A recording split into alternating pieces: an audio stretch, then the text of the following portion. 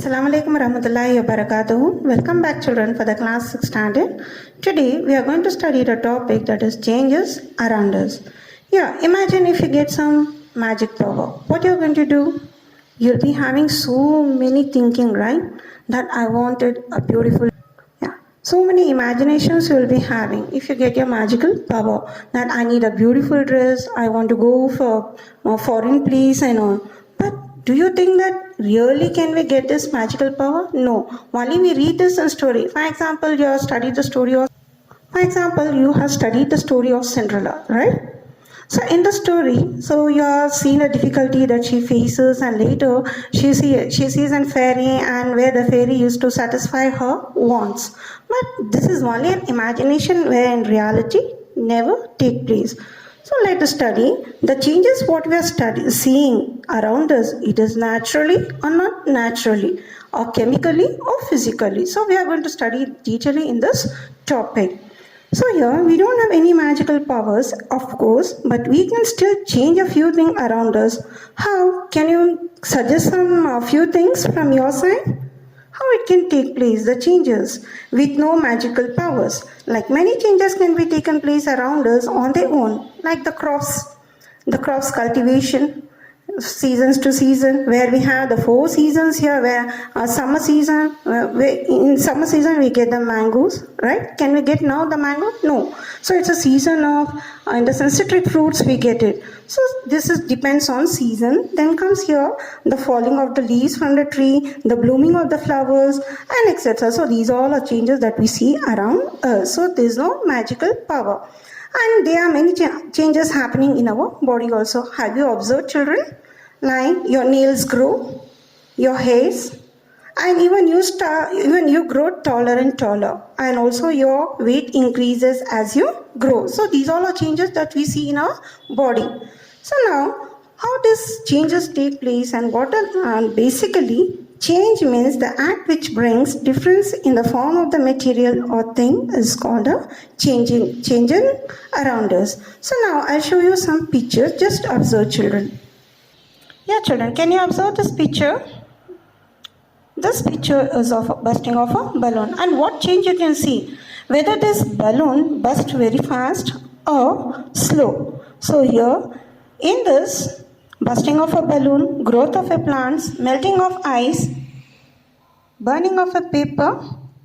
So here what changes, whether it take place in slow change or fast change. Busting of a balloon, it's a fast or slow? It's fast. And melting of ice, even this is a fast. And what about the growth of plant? Today a seed has been sown in a land, and tomorrow can that plant or tree start growing? No, it takes a time, so slow it is. Then comes burning of a paper. Take a paper, when the fire catch hold to the paper, it takes its own time to burn. So it is a slow process. So that is melting of a glacier, it takes a slow change to take place. And then comes here burning of a paper. The burning of a paper, it comes for fast, right? So now we will study this topic as changes around us, that is called reversible and irreversible changes. Changes around us can be classified as reversible and irreversible changes. What is reversible change?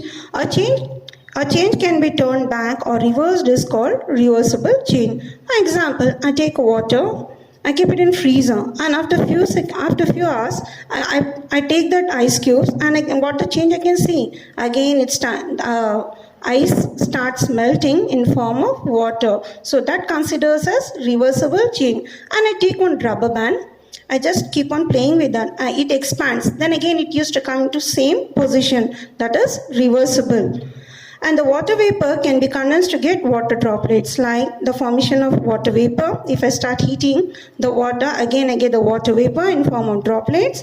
And thus the changing of the states of water is called reversible change. Imagine I'm eating an ice cream. So what happens if I keep on eating slow? It starts melting. So that also comes here. Again, if I keep it in refrigerator, again it turns into ice. That comes here for reversible change. And stretching of a rubber band or switching on a bulb, drying of clothes, and in the sun. These all are examples for reversible change. And now I have some pictures here, that is reversible and irreversible. So first picture it's of ice cube, the second is milk and curd, and third that is salt and water, and the next one it is of the candle, plant, banana and a balloon. So how we are going to define this as a reversible and irreversible, the changes?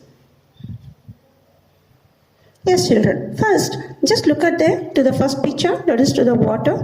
Ice cubes turning into water, that comes here for reversible. And the second, salt and water. Salt and water, it's mixed up. And if I start heating due to evaporation, I can separate that, so that comes under reversible change here. And then comes here to the balloon. If I take a balloon and if I start blowing it, air filled up, and again I release, again it used to come into same position. That is a reversible change here. I can use again. The next example is for irreversible. Milk turning into curd. Again, can I make the milk curd into milk? No, I can't change it. Then third comes here. The second comes here for melting of, breaking of a glass. I have a glass here, suddenly it start breaking. Can I rejoin it? It can't. And then comes here to the plant. Growth of a plant. A seed converting into a plant, it takes a long process. Can I make that seed, a plant is grown, can I again make it into a seed? No, not possible. And then comes here for candle. A candle where starts melting, it decreases its level of height. Can I make it into a new as it is? No, not possible. It cannot change. They are permanent. So they are the examples for irreversible change. Yes, children. Now let us study about the irreversible. What is this irreversible change? A change that cannot be turned back or reversed is called irreversible change. See here, you have a picture of ripening of fruits. It is an irreversible change. Fruits cannot be changed into raw, especially mango. A raw mango converting into ripened fruit. Can again the mango turn into ripe? No, not possible. Or what converts into ash? Ash cannot be changed into original wood. So the next comes here, cooking of food. So here imagine preparation of noodles, adding of all the ingredients. Can I bring all the ingredients into original form? No, it cannot. So these are irreversible changes. Cutting of fruits, vegetable, bursting of balloon, these are the examples for irreversible. Imagine I have taken a lemon. I have halves into two pieces. Can I make it into original size? No. I take a piece of paper, I make a boat. Again, I want to make it a fan with that same paper. I can do it. That is called reversible. Irreversible, once permanently happen, it cannot be taken place in original format. That is called irreversible. So you have some experiments here. Blow air in the balloon, release a balloon.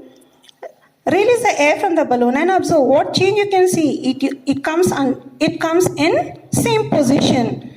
Take some dough, make it a roll. You want to make some roti. Take a dough, make it a ball.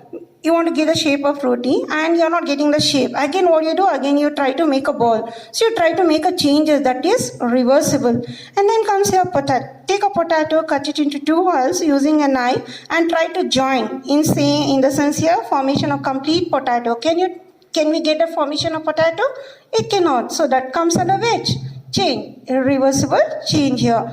And as I said you here, taking a paper, I tear the paper in two pieces. Can I get the formation of same paper? No, I cannot get it. That also comes under irreversible change. So here children, in page number 71, you have some reversible and irreversible. Just think and write down, like melting of ice, whether it is reversible or irreversible, cutting of vegetable, tearing of paper, flattening of dough, burning of wood. What change it is, you have to do it.